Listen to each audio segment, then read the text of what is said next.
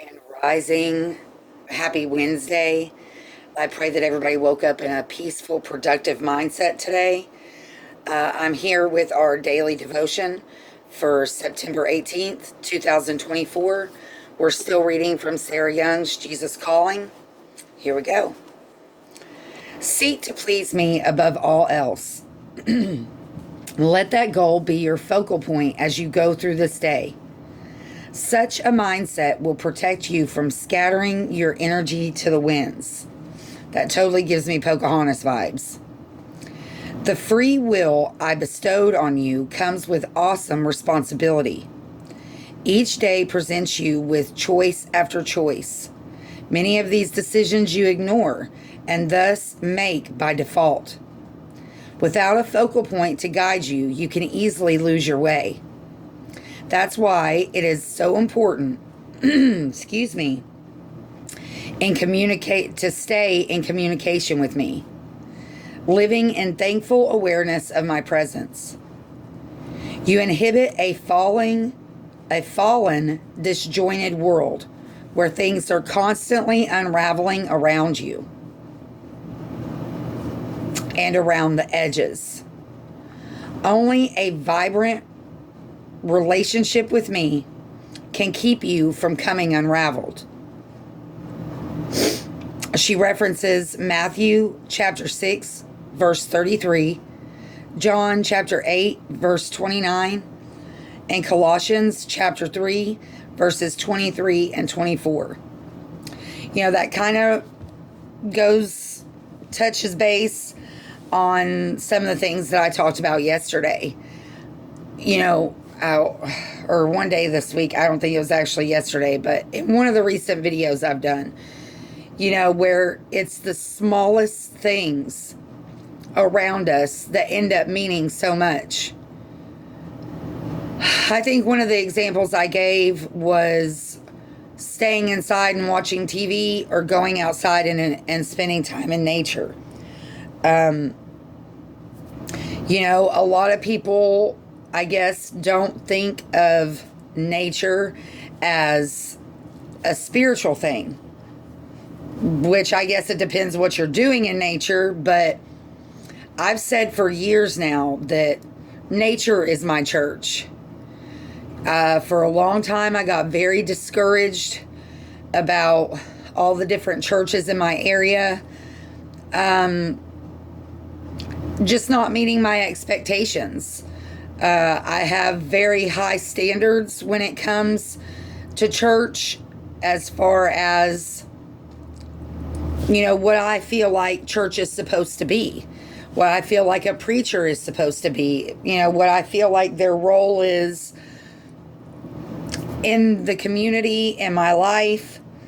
And so I just got so discouraged that eventually I just started having church out in nature. Of course, I don't do that every day,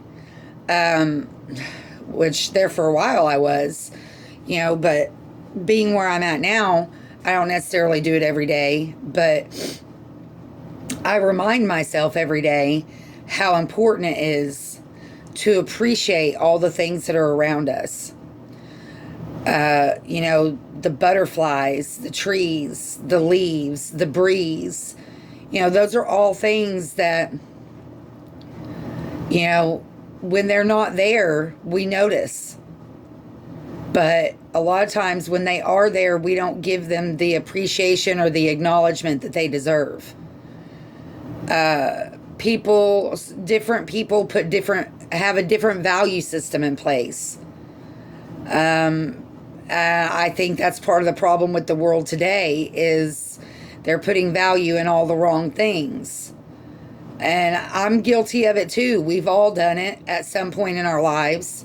Thankfully, I was raised in a way to where, you know, I've kind of always appreciated nature. I've always appreciated, you know, the things we can't take with us.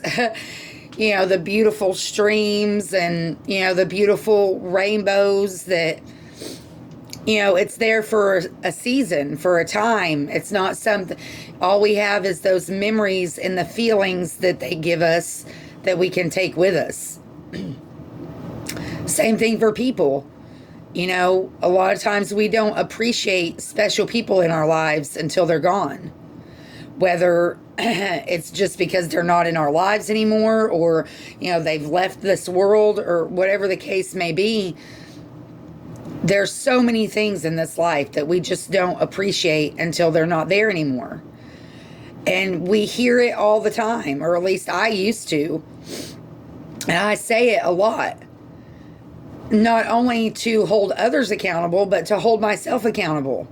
You know, we get so tangled up in this world that a lot of people are oblivious to the fact that it's unraveling around us, which is a good thing at this point, because it has to unravel for us to be able to fix it, right?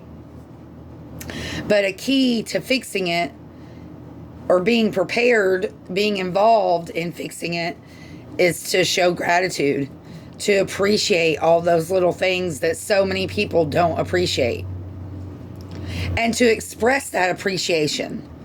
You know, yes, you could go out in your yard and say, thank you, Lord, for all these trees. Thank you for the birds and the bees and the breeze. I've done it. But there's other ways to show appreciation too, especially when it comes to nature. Get outside and pick up some trash. Plant a tree. You know, go to the Humane Society and visit animals that don't have a family. You know, there's all kinds of different things where you can share your love of this world with this world without having to be involved with a bunch of other different people. You know, sometimes that can take the joy out of it instead of adding joy to it. But at the same time, you know, it's good to spread that word and to set an example for others. So I didn't really mean to ramble on that much, but it just kind of came out. So, you know, be grateful. Not only feel grateful, but show that gratitude. Show that appreciation to whoever or whatever you decide to focus on that day. As always, be grateful for what you have.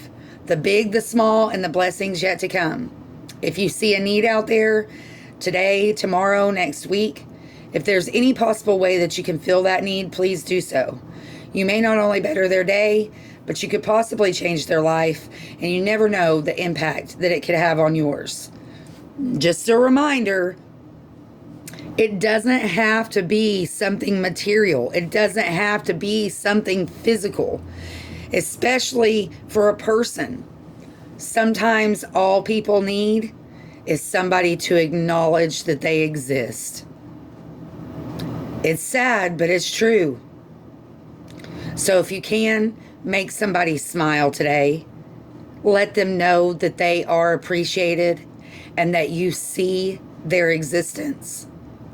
It can make all the difference in the world. Be blessed, find peace, and I'll see you next time.